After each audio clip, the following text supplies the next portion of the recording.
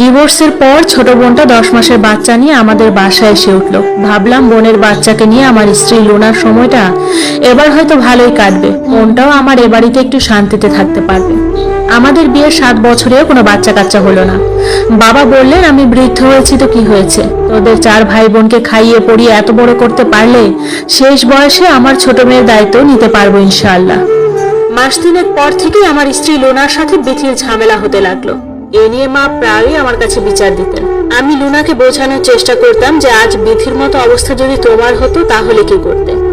একদিন অফিস থেকে এসে দেখি বিথি বারান্দায় বসে কাঁদছে। আমার স্ত্রী লুনা বলল, খালি তো বলো আমি খারাপ, তাইলে আজ দুপুরে মা কেন বিথিকে বকলো? বিয়ে দিয়েছি স্বামীর ঘর করার জন্য, নিজের খাসলতের কারণে স্বামীর ভাত খেতে না পেরে ভাই ভাবির ঘাড়ে উঠে এসেছিস, তুই মরতে পারিস না? একটা মেয়ে তার এই চরম দুঃসময়ে নিজের মাকে সবচেয়ে কাছে চায়, পাশে চায়, কিন্তু আমার বোনের বেলায় হলো সম্পূর্ণ উল্টা। মা কেন জানি দিনকে দিন ওকে আর সহ্যই করতে পারছিল না, রোজই কিছু না কিছু নিয়ে ঝামেলা হতো। আমার স্ত্রী লুনা মনে মনে তাতে বেশ খুশি হতো। আমি হলাম মাঝখানে দিশেহারা, ছোট বোনের এমন বিপদে মাকে সামলাবো নাকি নিজের স্ত্রীকে সামলাবো। কিন্তু মার আচরণে আমি দিনকে দিন অবাক হচ্ছি। নিজের মেয়ের এমন বিপদে মার এই আচরণ একেবারেই অপ্রত্যাশিত। বিথি রোজ রাতে বারান্দায় বসে বসে কাঁদে। আমার 4 ভাই বোনের মধ্যে এই অসহায় বোনটা ছিল পরিবারের সবার চোখের মণি। তার প্রতি পরিবারের সবার আদর যত্ন ছিল অন্যরকম, কিন্তু ভাগ্যের কি নির্মম পরিহাস, আজ সেই সবচেয়ে বেশি অবহেলিত, লাঞ্ছিত। আব্বার বয়স হয়েছে, বেশিরভাগ সময় অসুস্থ থাকেন, শুধু মুখটাই যার শক্ত আছে। আমার অন্য 2 ভাই বোন নিজের মতো করে আলাদা থাকে। আব্বা মাদ্রাসার শিক্ষক ছিলেন, এখন অবসরে আছেন। পেনশনের টাকা আর আমার চাকরির যৎসামান্য বেতনে কোনো রকম দিন চলে যায়। মধ্যবিত্ত পরিবারের একটাই সমস্যা, তা হলো টাকা। তার উপর এখন নতুন যোগ হয়েছে ছোট বোনটা। প্রতি মাসে তার এবং তার বাচ্চার পেছনে বাড়তি অনেকগুলা টাকা খরচা হয়। মাঝে মাঝে আমি বেদিশা হয়ে যাই খরচ সামলাতে সামলাতে। তবুও যতই অভাবে থাকি, নিজের মায়ের পেটের বোনকে ফেলে তো আর দেওয়া যায় না। এ ব্যাপারটা মাও বুঝতে চায় না, আমার স্ত্রীও বুঝতে চায় না। ইদানিং বিথি আমার সামনে আসতে চায় না, সবসময় নিজেকে লুকিয়ে রাখে। আমি বুঝতে পারি ওর মধ্যে হয়তো অপরাধবোধ কাজ করে। বর্তমান ঊর্ধ্বগতির বাজারে টানাপোড়েনের সংসারে হুট করে 2জন মানুষের বাড়তি খরচ নেহাতি কম না।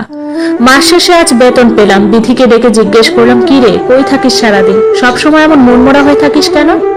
মা লুনা ছাদে গেছে শুকনো কাপড় আনতে। আমি বাজারে যাব, কিছু লাগবে তোদের? লাগলে বল, মা তোর ভাবি জানতে পারবে না। বোনটার মুখের দিকে তাকানো যাচ্ছে না, চেহারার কি হাল হয়েছে। চিন্তায় রাতের পর রাত না ঘুমিয়ে চোখ দুটো কোঠরের ভেতর ঢুকে গেছে। চাঁদ মাখা মুখটার কি স্ত্রী হয়েছে, দুধে আলতা গায়ের রং ছিল বোনটা, অথচ ডিভোর্সের এই কয়েক মাস যেন পাতিলের তলায় রূপ নিয়েছে। ও ঝরঝরে কেঁদে উঠলো, বলল, ভাইয়া মেয়েটার জ্বর 2 দিন থেকে, বুকের দুধ ছাড়া বাড়তি কোনো খাবার মুখে দিতে পারি না ভয়, মা ফ্রিজ লক করে রাখে, ভাবিও নিষেধ করেছে ওনাকে না বলে যেন কোনো কিছু না ধরি।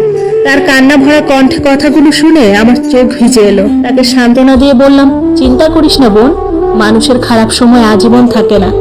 রাত যত গভীর হয় ভোর তত নিকটে আসে। আমি বাজার থেকে তোর মেয়ের জন্য কিছু খাবার দাবার নিয়ে আসবো, তুই তোর খাটের নিচে লুকিয়ে রাখিস, কেমন?